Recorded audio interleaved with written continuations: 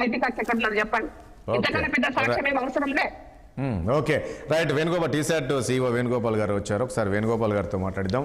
వేణుగోపాల్ రెడ్డి గారు, చూసాం కదా ఈ పోల్కి సంబంధించి ఏం చెప్తారు? అసలు ముఖ్యమంత్రి గారు ఆ స్థాయిలో ప్రజల్లో తిరుగుతుంటారు, నిత్యం ప్రజల్లో ఉంటారు అని చెప్పేసి పదే పదే అంటుంటారు. ప్రజలతో పాలన కావాలన్నా, ఫామ్ హౌస్ పాలన కావాలనేది గతంలో చూసాం ఏ రకంగా ముఖ్యమంత్రి ప్రచారం చేశారో.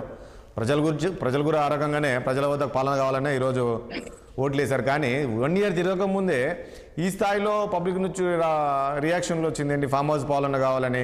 ఫామ్ హౌస్లో ఉన్నా సరే కేసీఆర్ గతంలో పథకాలన్నీ కూడా వచ్చేవి, కానీ ఇప్పుడు రావట్లేదు అనే విధంగా అన్ని కింద చూస్తున్నాం, కామెంట్స్ కావచ్చు, అది కావచ్చు. దీన్ని ఏ రకంగా చూస్తారు? మ్యూట్లో ఉన్నారండి Venugopal Reddy.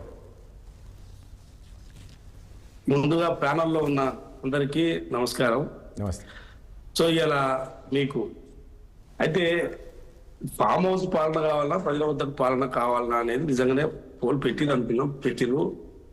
Okay, farm house పాలన కావాలని 79% మీరు దాంట్లో చూపిస్తున్నారు. అది ఎంత చూపిస్తుందో అది వాస్తవానికి ఎవరు ఫామ్ హౌస్ పాలన కావాలనేది ఎవరైనా కోరుకోరు జనరల్ గా. ఎవరు ఇప్పుడు అక్కడ కూర్చున్న పెద్దలు గొల్లమల్ల యాదవ్ అన్న కానీ, విఠల్ అన్న కానీ, లేకుంటే ఇంద్రా శోభన్ గారు కానీ, ఎవరేం ఫామ్ హౌస్ పాలన కావాలని ఎవరైనా కోరుకోరు, మీరు కోరుకోరు, ప్రజలు కోరుకోరు. మరి అది ఇప్పుడు పార్టీ వెబ్సైట్ లో పెట్టినప్పుడు వచ్చింది అని అంటే, ఒకవేళ నిజంగా నా పోల్ వచ్చింది అనుకుందాం ఓవరాల్ గా, కానీ అట్లా కోరుకుంటారా? ఇది ఎవరెవరు అసలు వాళ్ళు పెట్టిన వాళ్ళు నిజంగానే మీరు అది ఎందుకు పెట్టిరు, వాళ్ళు ఎందుకు అట్లా పోల్లో వాళ్ళు పాల్గొన్నారు అనే దాని మీద చూడాలి. అసలు వాస్తవానికి ఇవాళ సోషల్ మీడియా విషయంలో ఎక్కువ చూపించుకునే ప్రయత్నం వివిధ రాజకీయ పార్టీలు ప్రయత్నం చేస్తాయి. కాంగ్రెస్ పార్టీ వీక్ ఉందా బాగా? Congress party social media week ఉందా ఇందులో? నేను వాస్తవానికి ఇప్పుడు మా పిసిసి ప్రెసిడెంటే చెప్పుడు మేము కొంచెం వీక్ ఉన్నాం సోషల్ మీడియాలో. సోషల్ మీడియాలో వీక్ ఉన్నంత మాత్రాలన ప్రజలకు పాలన అందించడం అనేది ఏమి ఉండదు కదా. సోషల్ మీడియా అనేది ఇప్పుడు కొన్ని కార్యక్రమాలు చూస్తుంటే లేనివి ఉన్నట్టుగా చెప్పుకునే. కాదండి, ఏం తెలుసుకుందామని పెట్టారు వీళ్ళు అసలు నిన్న దీంట్లో? అసలు ఎందుకోసం పెట్టారు? ఎందుకోసం పెట్టారు? ఈ పోల్ ఎందుకు పెట్టారు? ఇప్పుడు పిసిసి గారే చెప్తున్నారు మేము వీక్ ఉన్నామని, అన్ని మీరే ఒప్పుకున్నారు. అసలు ఎందుకోసం పెట్టారు? ఇప్పుడు మరో ఇది కూడా వస్తుంది, ఫామ్ హౌస్ పాలన ఉన్న సరే, ఫామ్ హౌస్లో ఉన్న కేసీఆర్ అన్ని పథకాలు అమలు అయ్యేది, ఇక్కడ ఈయన ప్రజల వద్ద తిరిగినా కూడా ఏవో ఒక్క సంక్షేమ పథకం అమలు అవ్వట్లేదు అంటున్నారు కదా. సో ఏది అవ్వట్లేదు అనే దాని చర్చ, అది సపరేట్. వాళ్ళు ఏం అమలు చేసారు, ఇది ఏం అమలు చేయలేదు. మీరు ఓన్లీ కేవలం సోషల్ మీడియాకి సంబంధించిన ఆ పోల్ సంబంధించిన చర్చ పెట్టింది కాబట్టి దాని మీద మనం కన్ఫర్మ్ అయ్యామని నా యొక్క ఆలోచన. ఓకే, ఒకటి సోషల్ మీడియా విషయంలో ఈవెన్ కాంగ్రెస్ బీజేపీ కన్నా బీఆర్ఎస్ పార్టీ ముందుందనేది నేను కూడా చెప్పగలను. ఎందుకు అంటే వాళ్ళు గత 10 సంవత్సరాలు పాలించారు కాబట్టి వాళ్ళు చేసిన అంటే వాళ్ళు ఏం చేసిరు ఏం చేయలేదు అనేది ప్రజలకు తెలిసింది, ప్రజలు తీర్పిచ్చారు. సో వాళ్ళు ఏదో లేనిది చెప్పుకునే ప్రయత్నం అయితే కొనసాగుతున్నది. అది నిజంగా సోషల్ మీడియా ద్వారానే ఓడిపోయినాము అనేది కూడా కేటీఆర్ గారు గతంలో పదే చెప్పారు. వాళ్ళు ఏదో సోషల్ మీడియా వింగ్ అని చెప్పి అంతా ఏదో అందరినీ ఏదో అంటే ఏమంటున్నారు, వాళ్ళందరినీ తమ వద్దకు తెచ్చుకొని ఒక్కొక్క ఆఫీసులు పెట్టి ప్రతిదానికి ప్రతి చిన్న విషయానికి గందరగోళం పరచాలి అనే ప్రయత్నం చేస్తున్నాం. దానివల్ల ఏమి కాదు. మీరు దయచేసి ఆ సోషల్ మీడియా వల్ల ఏది కాదు. సోషల్ మీడియా అనేది ఎందుకు కాదండి?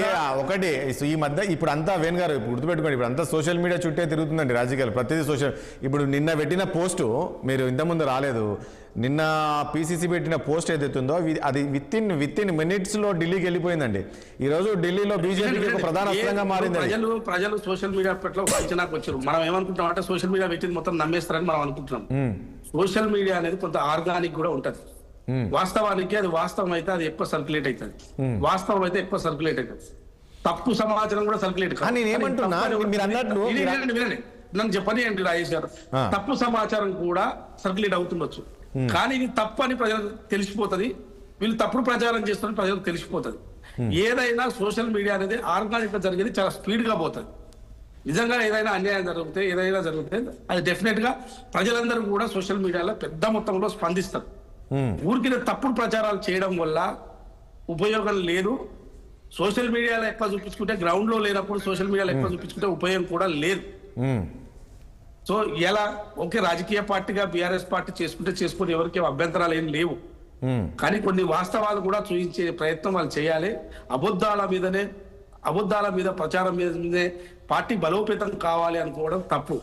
గ్రౌండ్ లో ఒక రాజకీయ పార్టీగా, ఒక ప్రతిపక్ష పార్టీగా గ్రౌండ్ లో తిరిగి ప్రజల వద్దకు వెళ్ళి ఏదైనా నిజంగానే ప్రభుత్వం ఏదైనా తప్పిదాలు చేస్తే వాటిని ఎత్తి చూపే ప్రయత్నం సోషల్ మీడియాల తప్పుడు ప్రచారం చేయడం వల్ల ఏమీ ప్రయోజనం ఉండదు. ఇప్పుడు నిన్న ఒక ట్రోల్ చేస్తున్నారండి, అసలు ఎందుకు మొన్న వీళ్ళు వచ్చి 1 year అవుతుంది, ఇప్పటికిప్పుడు తెలుసుకోవాల్సిన అవసరం ఉంది, ఇంకా 4 ఏళ్ళు సమయం ఉంది కదా, ప్రజల వద్దకు అప్పుడే ప్రజల అభిప్రాయాలు అవసరం ఉంది. గతంలో ఇదే రేవంత్ రెడ్డి చెప్పారు కదా, అసలు పాలన చేసే వాళ్ళు ఇవన్నీ అవసరం, ఇవన్నీ చెప్పించుకొని చూపించుకుంటారా అనేది అవసరం అన్నారు. మరి ఈ రోజు ఎందుకు చేయించుకుంటున్నాడు రేవంత్ రెడ్డి అనేది ఈ రోజు బాగా ట్రోల్ అవుతుంది. ఎప్పుడు రేవంత్ రెడ్డి గారు పాలన అవతల వాళ్ళు ఏదో సర్వేలు చేసుకుంటే వాళ్ళని ఏం అనలేదే, వాళ్ళు చేసుకుంటే వాళ్ళ హక్కు వాళ్ళు చేయించుకుంటారు. ఇవాళ ప్రభుత్వం, నేను ఏమంటుంటే ప్రభుత్వము అభిప్రాయం తీసుకోవడంలో తప్పేముంది, ప్రజలు ఏమనుకుంటున్నారు అభిప్రాయం. ఇప్పుడు ఎందుకంటే ప్రజలు ఏమనుకుంటున్న అభిప్రాయం తీసుకొని ప్రజలకు అనుకూలంగా పోవాల్సిన అవసరం ఉన్నది కాబట్టి అభిప్రాయం ఎప్పటికప్పుడు తీసుకుంటారు, తప్పేమున్నది. ఇది ప్రభుత్వం చేయలేదు, పార్టీ తరఫున నుంచి వాళ్ళ ఒపీనియన్ కోసం సోషల్ మీడియా. ఇక్కడ ఆగండి, నేను ఏమన్నా అంటే ప్రభుత్వం ఎప్పుడప్పుడు అభిప్రాయాలు తెప్పించుకున్న తప్పేం లేదు, ఎప్పుడైనా తెప్పించుకోవాలి కూడా. కానీ ఇవాళ పార్టీకి సంబంధించిన వెబ్సైట్ లో, కాంగ్రెస్ పార్టీకి సంబంధించిన వెబ్సైట్ లో పెడితే ఏమైంది? ఇప్పుడు దానికి వాళ్ళందరూ కూడా ఎవరో ఇప్పుడు మొత్తం ఇది ఫామ్ హౌస్ పాలన కావాలని పెట్టిన వాళ్ళంతా ఎవరు ఏంది అనేది మనకు స్పష్టంగా అర్థం అయిపోతుంది కదా.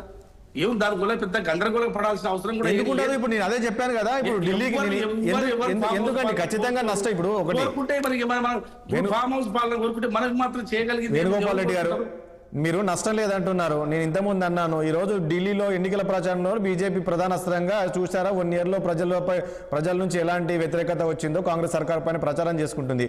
నేనేమంటా 92,000, నాకు తెలిసింది 92,000 మంది ఓటింగ్ లో ఇక్కడ పాల్గొన్నారు. దీంట్లో పాల్గొంటే ఇంత వ్యతిరేకత వస్తే ఒకవేళ రాష్ట్ర వ్యాప్తంగా చేస్తే ఏంటి పరిస్థితి అని. ఏదున్నా రాష్ట్ర వ్యాప్తంగా చేసినా, ఏది చేసినా, ఎవరు చేసినా, ప్రైవేట్ సంస్థలు చేసినా, ప్రభుత్వ సంస్థలు చేసినా, ఏది చేసినా ప్రజల అభిప్రాయాన్ని తెలుసుకోవడం తప్పలేదు. కాకపోతే ఇలా ఈ పెట్టిన క్వశ్చన్ కు సంబంధించి అది నిజంగా ఫామ్ హౌస్ పాలనకు సంబంధించి ఎవరైనా కోరుకోరు. అది కొంత ఇది మొత్తం అందరూ సోషల్ మీడియాకు సంబంధించి వాళ్ళు కొంత ఇన్వాల్వ్ చేసినట్టుగా కనపడుతుంది బీఆర్కి సంబంధించిన సోషల్ మీడియా. ఇప్పుడు దాని పెద్ద పట్టించుకొని ఇదేదో పెద్ద పట్టించుకొని చేయాల్సిన పెద్ద అవసరం కూడా లేదు, దాని గురించి పెద్ద గందరగోళం పడాల్సిన అవసరం కూడా లేదు. సో ఇలా ఈ మధ్య కాలంలో వాళ్ళు కొన్ని తప్పుడు ప్రచారాలు చేయడం మొదలుపెట్టారు.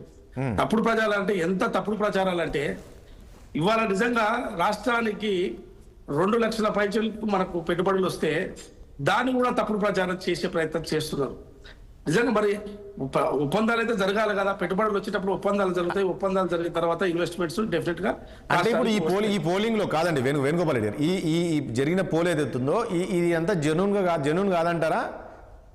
ఇంకా మీరు చెప్పండి, మీరు ఒక జర్నలిస్ట్ గా మీరు చెప్పండి, రాజేష్ గారు ఫామ్ హౌస్ పాలన కోరుకుంటారా? మీరు చెప్పండి, జెన్యూనా కాదని. ఇప్పుడు నేనేం చెప్పినా మీకు రాంగ్ రైట్ అనిపించవచ్చు, అక్కడ కూర్చున్న వాళ్ళకు రాంగ్ రైట్ అనిపించవచ్చు. మీరు ఒక జర్నలిస్ట్ గా, మీరు ఒక 20 ఏళ్ళ ఎక్స్పీరియన్స్ ఉన్న జర్నలిస్ట్ గా మీరు ఇన్ని డిబేట్ చేస్తున్నారు కదా, ఫామ్ హౌస్ పాలన అని కోరుకుంటారా? చెప్పండి ఎవరైనా. నేను ఇంతకుముందు అన్నాను కదా, కింద కామెంట్స్ ప్రజల నుంచి ఆ కామెంట్స్ వస్తున్నాయి, కేసీఆర్ ఫామ్ హౌస్ లో కూర్చున్నా కూడా పథకాలు అమలు అయ్యేది, ఇక్కడ ఈ ఒక్క పథకం అమ్మట్లేదని నేనే ఇంతకుముందు అన్నాను కదా. సో ప్రజల అభిప్రాయాలు చెప్తున్నాను, మనం ఇక్కడ ఉన్నదంతా కూడా మన సొంత అభిప్రాయం చేయడానికి లేదు, ప్రజల అభిప్రాయం చెప్పడానికి మనం ఇక్కడ కూర్చుంటాం. మీ కామెంట్స్ కూడా ఇప్పుడు సోషల్ మీడియాలో వాళ్ళు దీన్ని సైడ్ ట్రాక్ చేయాలని కూడా కామెంట్స్ పెడతారు, ఏదైనా చేస్తారు, హ్యాక్ కూడా చేస్తారు, ఇవి అన్ని జరుగుతాయి. కానీ మీరు ఒక జర్నలిస్ట్ గా, మీకు ఎక్స్పీరియన్స్ ఉన్న పర్సన్ గా ఫామ్ హౌస్ పాలన కోరుకుంటున్నారు. ఇప్పుడు ప్రజలు ఏ రకంగా కోరుకుంటున్నారు అనేది నేను చెప్పాను కదా. ఎందుకు సచివాలయము, ఇవన్నీ అడ్మినిస్ట్రేషన్, అసెంబ్లీ ఎత్తేద్దాం పట్టరు, ఎందుకు ఇవన్నీ? మరి ఎందుకు వచ్చింది? మరి ఎందుకు ఆ రకమైన పెట్టేవాళ్ళు కామెంట్ పెట్టే వాళ్ళకైనా పెట్టే వాళ్ళు ఎవరు పెడుతున్నారు, ఎందుకు పెడుతున్నారు, ఎలా పెడుతున్నారు, వాళ్ళందరూ ఎవరు ఇన్వాల్వ్ అవుతున్నారు అనేది వెరీ ఇంపార్టెంట్. మళ్ళా చెప్తున్నారు